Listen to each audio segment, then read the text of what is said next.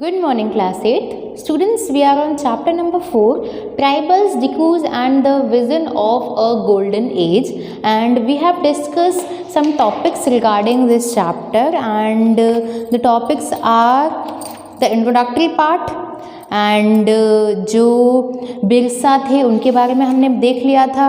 Tribal groups किस तरीके से रहते हैं, कुछ जूम कल्टिवेटर्स हैं, शिफ्टिंग कल्टिवेशन देख लिया था किस तरीके से वो शिफ्ट करते हैं, स्लैश एंड बर्न कल्टिवेशन हमने ये देखा था, हंटर्स एंड गैदरर्स क्या होते हैं, एंड सम हर्डेड एनिमल्स, एंड फिर उसके बाद कुछ सेटल डाउन हो चुके थे, ये सब हम लोग देख चुके थे। Now in this class we will discuss how did colonial rule affect to tribal chiefs.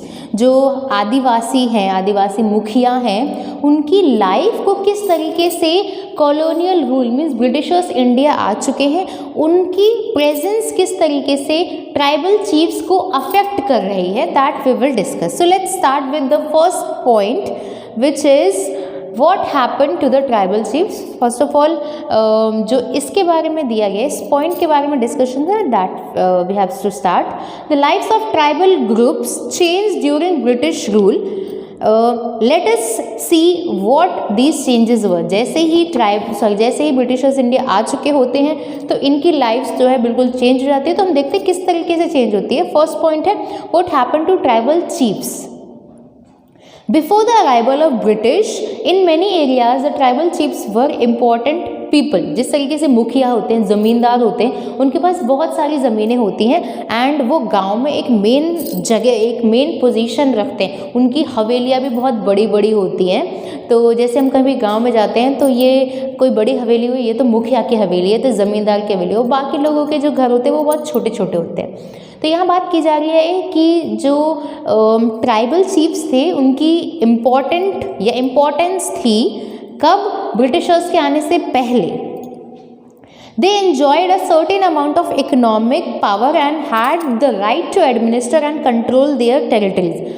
पैसा बहुत था उनके पास ताकत थी एंड वो अपने एरिया को कंट्रोल करके रखते थे, अपनी टेरिटरीज को कंट्रोल करके रखते थे एंड एक तरीके से हम बोले पावरफुल इंसान हुआ करते थे वो उस पर्टिकुलर एरिया के।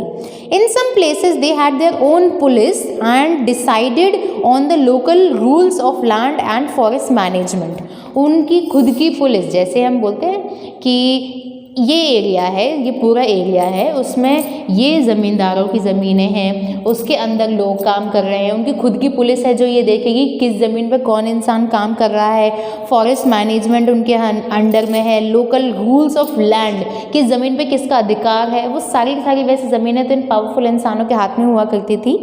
तो हम यहाँ ये देखेंगे कि पावर तो उनके पास बहुत सारी है अंडर ब्रिटिश रूल। अब यहाँ से क्या होता है, the functions and powers of tribal chiefs change considerably, change हो जाती है उनकी पावर्स। अब कौन सत्ता में आ गया है, ब्रिटिशर्स सत्ता में आ चुके हैं।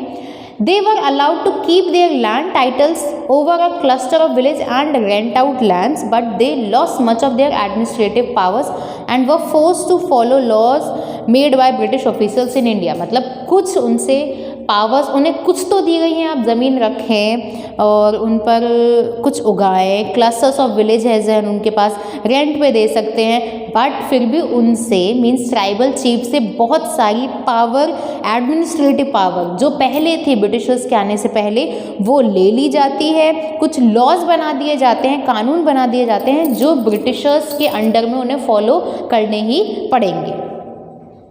They also had to pay tribute to the British and discipline the tribal groups on behalf of the British.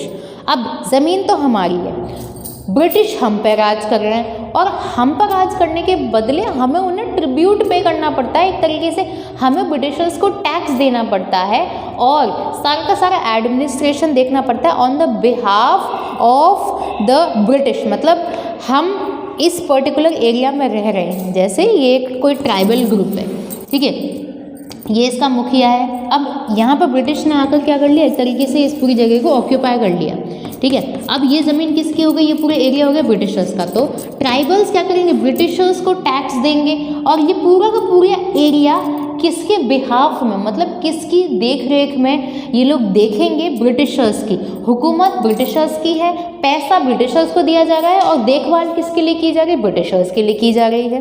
They lost the authority they had earlier enjoyed among their people, सारी power वैसे छिन गई, economy हमारी down हो गई, हमें दूसरों के लिए काम करना पड़ रहा है। तो क्या है यहाँ पर जो एक तरीके से बोलें, जो पावर वो पहले एंजॉय कर पाते थे साथ में लोगों के, वो अब सारे उनसे छिन गई है। And were unable to fulfil their traditional functions, तो ब्रिटिशर्स आके एक तरीके से कल्चरल इंटरफेरेंस भी यहाँ पर कर रहे हैं, दैट वी विल डिस्कस। सो यहाँ पर आकर जैसे ब्रिटिशर्स आ जाते हैं तो उसके बाद वो लोग अपने ट्रेडिशनल फंक्शंस को भी फॉलो नहीं कर पा रहे हैं। Now next topic is what happen to the shifting cultivation. Shifting cultivation बता दिया, मतलब एक जगह पे आकर रहना, उसकी जो लैंड सरफेस है उसको जला देना, जलाने के बाद उसकी राख को लैंड सरफेस पे फैला देना, फर्टाइल होती है सॉइल, कुछ साल वहीं रहना, फिर कहीं और चले जाना, फिर वहाँ पर अपनी कल्टिवेशन करना, फिर वहाँ से कहीं और चले जाना। तो ये क्या है, शिफ्टिंग कल्टिवेशन, जिसे जूम कल्टिवेशन भी बोला जाता है, स्लैश एंड बर्न कल्टिवेशन भी बोला जाता है। Now the British were uncomfortable with groups who moved about and did not have a fixed home।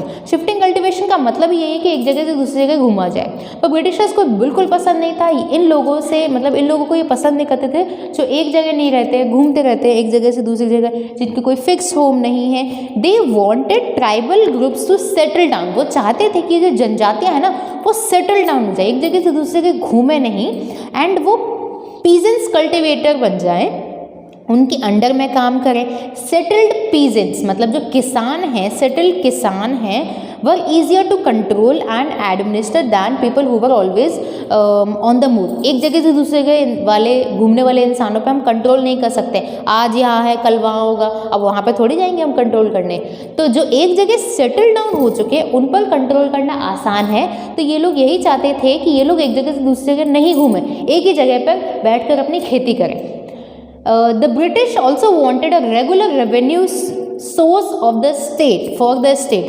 क्या चाहते हैं, रेगुलर इनसे इनकम भी हमको मिलती रहे।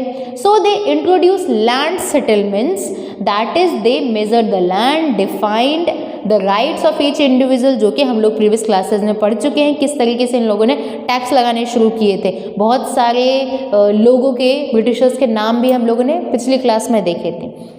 तो इन्होंने लैंड सेटलमेंट एक इंट्रोड्यूस किया जिसमें उनकी ज़मीनें नापी जाती थी और एक इंसान के राइट्स को उनसे इंट्रोड्यूस करवाया जाता था कि आपकी ये ज़मीन है, आपको इतना टैक्स देना पड़ेगा, आप जो चीज़ें उगा रहे इतना % देंगे, उसका फिक्स रेवेन्यू होगा आपका। Demand for the state, some peasants were declared land owners, others tenants, कुछ ज़मींदार हैं, कुछ काम करने वाले हैं, कुछों की खुद की ज़मीनें हैं। As you have seen in chapter number 2, हम लोग ये सभी चीज़ें डिस्कस कर चुके हैं। एक बार अगर मैं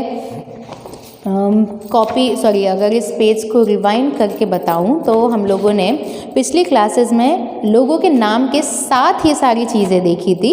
हम लोगों ने इंडिगो कल्टीवेशन में ये चीज़ें देखी थी, हम लोगों ने क्रॉप्स इन यूरोप में देखा था, Charles Cornwallis and Thomas Munro, इन लोगों ने किस तरीके से टैक्स को लगाया था, अलग अलग तरीके थे इन दोनों के, that we have discuss in the previous classes. So now sorry for the interruption. Yes, chapter number 2 में हम लोग देख सकते हैं कि किस तरीके से लैंड ओनर्स और जो पीजेंट्स हैं उनके बीच में काम चलता रहा था। Now the next paragraph, the British effort to settle jhum cultivators was not very successful. हाथ में पकड़ना इतना आसान नहीं था इन कल्टिवेटर्स को। Settled plough cultivation is not easy in areas where water is scarce and the soil is dry.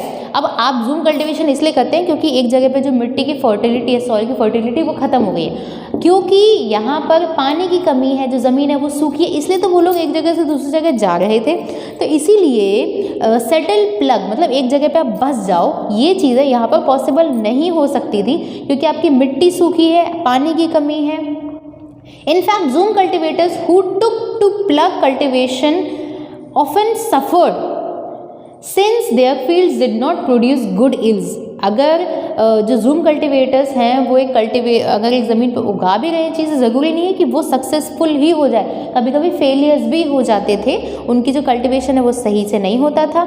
For zoom cultivators in North East India insisted on continuing with their traditional practice, इसलिए उन्होंने एक तरीके से settle होना ज़रूरी नहीं समझा, उन लोगों ने अपनी ही जो ट्रेडिशन था जो कि शिफ्टिंग कल्टिवेशन उसी को जारी रखा।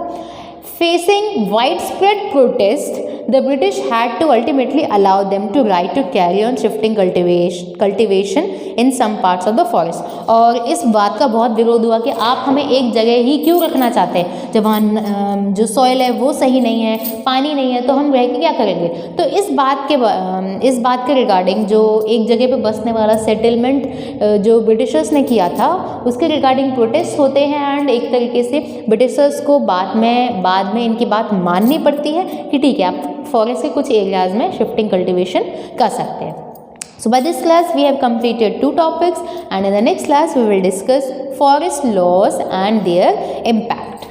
So that's it for today's class. Thank you.